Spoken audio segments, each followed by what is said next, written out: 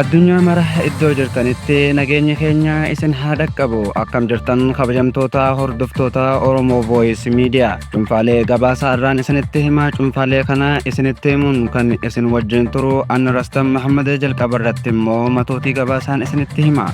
Ji'oota lamaan dabaran keessatti Itoophiyaan al-ergii galii bunaa irraa doolaara miliyoona 500 fi miliyoona 46 argachuu abbaan taayitaa bunaa fi shaahii Itoophiyaa ifoomse. Itoophiyaan xiyyaarota waraanaa Su-35 ja'amuu Raashiyaa irraa fudhachuuf walii galanii jiraachuun dhagahame. Qubatti ambaasaadara Itoophiyaa kan ture ambaasaadara Ayyalaa Liiree sirni awwaalcha isaanii raawwatame. Ministeerri dhimma alaa Eertiraa Usmaan Saalii yaa'ii waliigala UN torban lama dura gaggeeffame irratti haasawa taasisee tureen mootummaa isaanii Isaayyaas Afwerqi mufachiisee jiraachuun himame. Kanneen matootii cuunfaalee gabaasa keenya irraatii amma immoo bal'ina gabaasa keenyaattiin isin dabarsaa hanga xumuraatti na waliin tura. Ji'oota lamaan dabaran keessatti Itoophiyaan al-ergii galii bunaa irraa doolaara miliyoona 500 fi miliyoona 46 argachuu abbaan taayitaa bunaa fi shaayii Itoophiyaa ifoomse. Ji'oota lamaan darbanitti abbaan taayitaa bunaa fi shaayii Itoophiyaa bunaa toonii 80,000 ol gara biyya alaatti erguun galii doolaara miliyoona 500 fi miliyoona 46 argachuu beeksise. Bara bajataa 2017tti buna toonii 400 fi 70 gara biyya alaatti ergameen galiin doolaara biliyoona 2.26 argamuu Daayirektarri olaanaan abbaa taayitichaa Dr. Addunyaa Dabalaa kan himanii fi akkasumas bara bajataa 2018tti buna toonii 600 gara biyya alaatti erguuf tattaaffiin taasifamaa akka jiru ibsuun kanaanis galii doolaara biliyoona 3 akka eegamu himan. Akka gabaasa kanarraa hubannetti qonnaan bultoota fayyadamoo taasisuu fi oomisha isaanii kallattiin gara biyyoota garaagaraatti ergamaa akka jiru ibsuun achirraa ammoo galiin dabalee jiraachuun hime. Itti fufuunis Daayirektarri olaanaan abbaa taayitaa bunaa fi shaayii kun akka himanitti kanaan dura qorannoon qulqullina bunaa magaalaa Finfinneetti gaggeeffamaa akka ture hubachiisuun amma garuu inspeekshiniin qulqullina qonnaan bultootaaf dhiyaachaa jiraachuun dubbate. Qulqullina bunaa eegsisuuf wirtuuwwan dhandhama bunaa babal'isuun oomishni bunaa qulqullina fooyya'aa qabu gabaa addunyaatti ergamuu irraa galiin fooyya'aan argamaa jiraachuu ibsan. Itoophiyaan bara bajataa 2018 baatii adoolessaa keessa buna toonii 38 fi 663 gara biyyoota alaatti ergameen galii doolaara miliyoona 268 argachuun isii ni yaadatama jechuun abbaan taayitichaa kun yaadachiise. Itoophiyaan xiyyaarota waraanaa Su-35 ja'amuu Raashiyaa irraa fudhachuuf walii galanii jiraachuun dhagahame. Itoophiyaan xiyyaarota waraanaa sadarkaa olaanaa qilleensaa fi lafarraa qolachuu danda'u Su-35 ja'amuu Raashiyaa irraa fudhachuuf walii galtee mallatteessuu sanadoonni garee buttoota Black Mirroriin bahee ifa godha. Sanadni miliqee beekuun faayilota keessoo dhaabbata waraana Raashiyaa Roostek dhaabbata meeshaalee waraanaa oomishuu fi alatti ergu 300 ol qabaachuu fi odeeffannoowwan dabalataa kanneen akka gatii meeshaalee waraanaa fi yoom alatti ergamuuf akka karoorfaman ibsuu ofirraa qabaachuunis ifoome. Biyyoonni xayyaara waraana Raashiyaa irraa fudhatan lakkoofsi addaa akka kennamuuf kan ibse sanadni kun kanaanis 231 jechuun Itoophiyaa 364 fi duwwaa 12 wal duraa duuban Iraanii fi Aljeeriyaa tahuu ifoomse.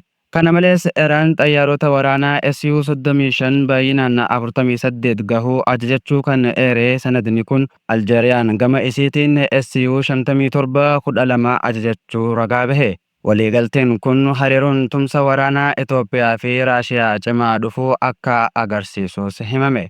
Qubatti ambaasaadara Itoophiyaa kan ture ambaasaadara Ayyalaa Liiree sirna awwaalchi isaanii raawwatame. Sirni awwaalcha isaanii bakka pirezidaantiin Federii Taayyee Atsiqasillaasee, pirezidaantii Federii duraanii Saalawarqi Zawudee dabalatee Itoophiyaatti ambaasaaddarri Kuubaa fi hooggantoonni olaanaan mootummaa argamanitti Bataskaana Qiddus Yoosefitti raawwatamee jira.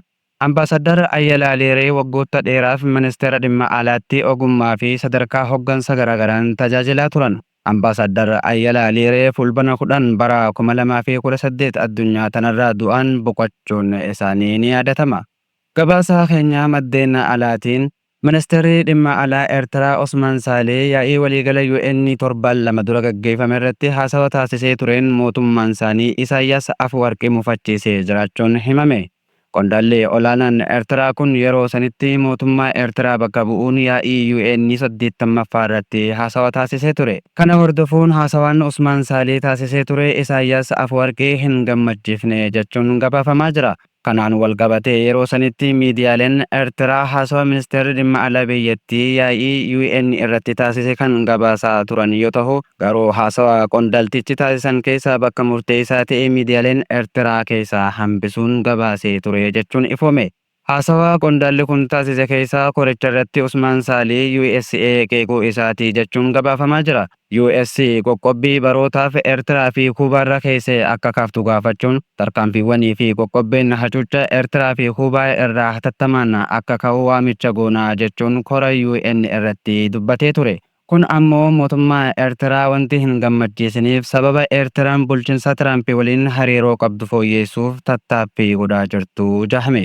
Isaayyaas yeroo kanatti waan bulchiinsa Tiraampii mufachiisuu akka dubbatamu hin barbaanne ture jechuun gabaafame. Dippiloomatii Eertiraa duraanii kan ta'an Zarasillaasee Radii haasaan qondaala Eertiraa rakkoo kan uumeef walitti dhufeenya Isaayyaas USA waliin fooyyeessuuf deemuu hammeessuu danda'a sodaa jahurraa kan ka'e ta'uu hime. Haasawaan ministeerichi UN'tti taasisee rakkoo kan uumeef Isaayyaas bulchiinsa Tiraampii waliin hariiroo fooyyeffachuu waan barbaaduuf US mufachiisuu mala yaaddoo jahurraa ta'uus ifa godhe. Yaanni Usmaan Saalii dubbatee ilaalcha Isaayyaas dhimma idila addunyaa irratti qabaniin kan wal fakkaatudha kan jahan dippiloomatiin duraanii kun waltajjiin UN irratti ejjennoo Eertiraa ibsuuf akka dubbatan kaase. Waltajjii UN fayyadamuun dhiibbaa biyyoota akka Eertiraa fi Kuubaarra jiru akka ka'uuf sagalee ta'uuf Usmaan Saalii dubbate malee rakkoo amma uumame kana yaadee akka hin taane Zarasillaasee Radii ragaa bahe. Ministeerri dhimma alaa Eertiraa Usmaan Saalii yaa'ii UN irratti haasawa taasisaniin Eertiraa qofa osoo hin taane qoqqobbiin waggaa 60 ta'uuf Kuubaarra kaa'ame akka ka'uuf gaafachuun USA qeeqe.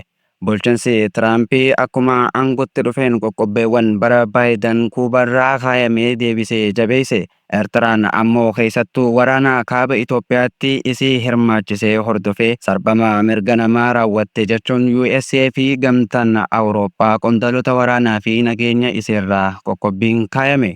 Usmaan Saalii yaa'ii UN booda dhimmoota Afrikaa irratti gorsaa olaanaa Tiraampii kan ta'e Masaat Faares waliin wal arguun kan mari'atan yoo ta'u, kunis hariiroo biyyoota lamaanii deebisanii haaromsuuf akka ta'etu himama. Gama biraatiin ammoo Usmaan Saalii haasawa yaa'ii UN irratti waa'ee Israa'elii fi Filisxiin osoo hin kaasin hafuun isaa ijoo dubbii ta'e. Kanaan dura Isaayyaas Afwerqiis ta'ee Usmaan Saalii yaa'ii UN irratti argamuun yeroo garaagaraa Filisxiin deeggaruun haasawa taasisuun isaanii ni beekama. Gama biraatiin waa'ee muddama gaanfa Afrikaatti Itoophiyaa fi Eertiraa jidduutti dhalatee ilaalchisee yaada ifa ta'e osoo hin dhiyeessin hafuu isaatiif Usmaan Saalii komatamaa jira. Gamtaa Awurooppaatti ambaasaadara duraanii Eertiraa kan tahan Andabirahaan Waldagorgis duumessa waraanaa Eertiraa marsee jiru osoo hin kaasin hafuunsaa yaaddoo Itoophiyaan Eertiraa irratti uumaa jirtu osoo hin eerin hafuusaa isa komachiisaa jechuun miidiyaaleef yaada kenne. Usmaan Saalii haasawa UN irratti taasisaniin komiin irratti ka'us barreessaa olaanaa dhaabbata UN Antonio Guterres wajjin wal arguun waa'ee nageenya gaanfa Afrikaa irratti mari'atan jechuun gabaafamaa jira. Egaan kabajamtoota hordoftoota keenyaa cuunfaaleen gabaasaa har'aaf jennee walitti qindeeffannee kana hanga ammaa ture. Yeroo yerootti gabaasaaleen adda addaa kan biyya keessaa fi alaa akka isin dhaqqabuuf toora fuula Facebook Oromoo Voice Media follow like share godhuun YouTube keenya subscribe godhuun nu hordofaa jechaa hanga sagantaa biroon walitti deebinu nagayaan nuuf tura.